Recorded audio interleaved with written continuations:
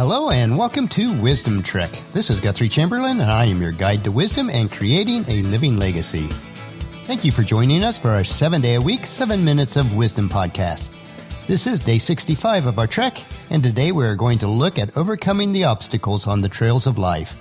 Many times, obstacles are self-imposed or caused by our self-limiting beliefs. We need to learn how to unchain the elephants in our lives.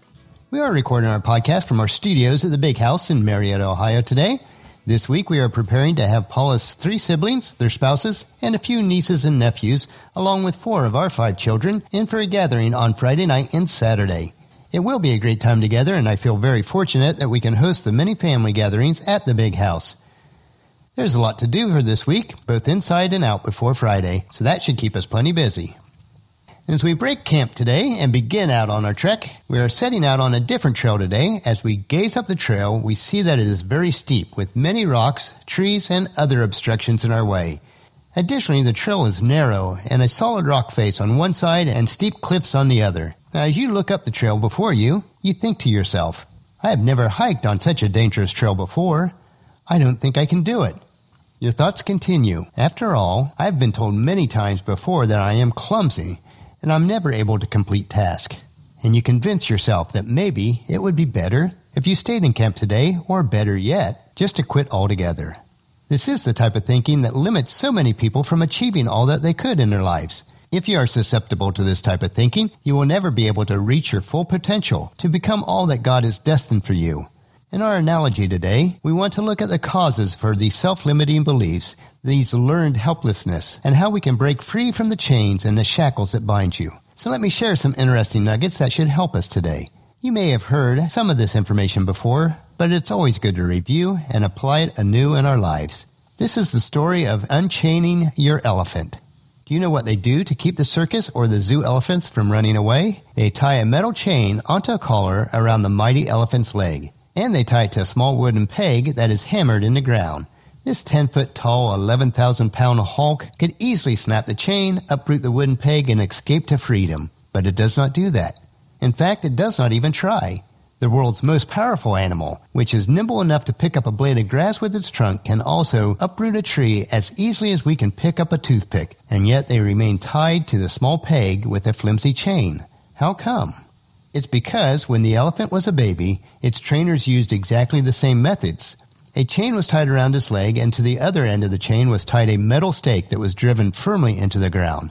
The chain and peg were strong enough for the baby elephant. When it tried to break away, the metal chain would pull it back. Sometimes, tempted to see the world that they could see in a distance, the elephant would pull harder, but the chain would cut into the skin of the elephant's leg, making it bleed, creating a wound that would hurt the baby elephant even more. Soon the baby elephant realized it was futile to try to escape, so it stopped trying. And now when the big circus elephant is tied by a chain around its leg, it remembers the pain that it felt as a baby, and it does not even try to break away. Even though it's only tied with a chain and a little wooden peg, the elephant stands still. It remembers its limitations and knows that it can only move as much as the chain will allow. It really doesn't matter that the metal stake has been replaced by a wooden peg. It doesn't matter that the 250-pound baby is now an 11,000-pound powerhouse. However, the elephant's previous beliefs still prevail.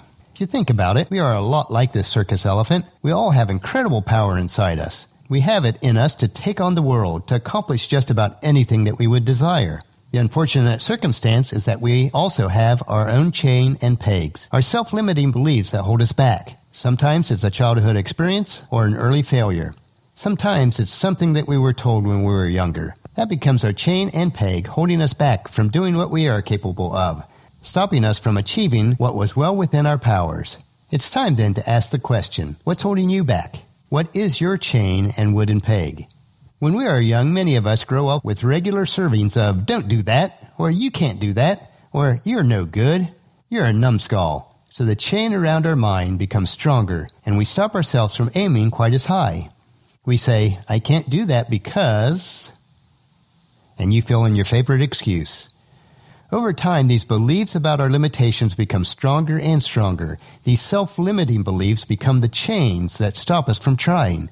Circumstances change. Metal poles get replaced by wooden pegs, but we don't even recognize that.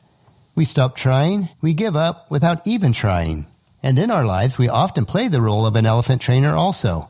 as parents, teachers, colleagues, or friends. When that happens, remember to handle your baby elephants with care. Don't be overly critical. Don't belittle them. Don't chain them to the peg. I think partly due to my genetic makeup, but also I certainly attribute it to my upbringing, I don't suffer as much from the elephant training syndrome myself. Although I am short at only 5 foot 4 inches tall on a good day, in my mind's eye, I see myself as someone who's 6 foot or taller. I feel my parents did a pretty good job at helping me to be realistic, though. I had dreams of playing the quarterback on a high school football team, which is not real feasible for somebody my size and with small hands. So my parents guided me toward wrestling instead, where I could effectively compete at the 105-pound weight class.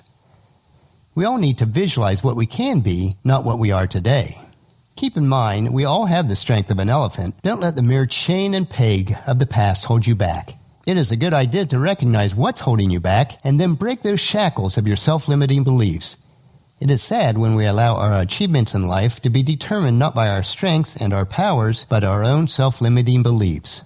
Within my faith walk, I also draw on the belief that God has made me special and has given me talents and abilities that only I can use. And I take this from Philippians 4:13, which says, "For I can do everything through Christ who gives me strength."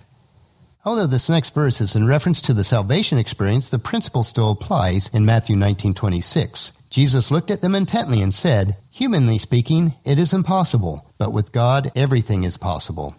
It's time then to break free, to snap your chain, to smash that peg, to break your self-limiting belief. Set yourself free today. Don't let the past dictate who you are, but let it become part of who you become. Well, that'll finish our podcast for today. If you've missed any of the previous podcasts, please check out Wisdom Trek at iTunes, Stitcher, SoundCloud, or at wisdom-trek.com. Tomorrow we will expand on this topic of self-limiting beliefs and look at the subject on how to train fleas. So please join us at our camp tomorrow for another day of Wisdom Trek, creating a legacy. If you enjoy these daily doses of wisdom, these little nuggets we consume, I encourage you to take time to invest in yourself.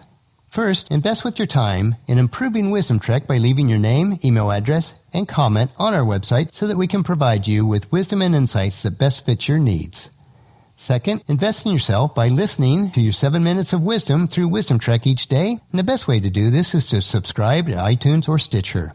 And third, invest in the lives of others by sharing with your family and friends, in person or online, to join us in our journey at Wisdom Trek.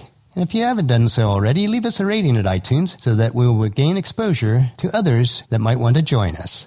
The journal for today's podcast can be found at wisdom-trek.com, where we also have pictures, tweetable quotes, wisdom nuggets, and free resources.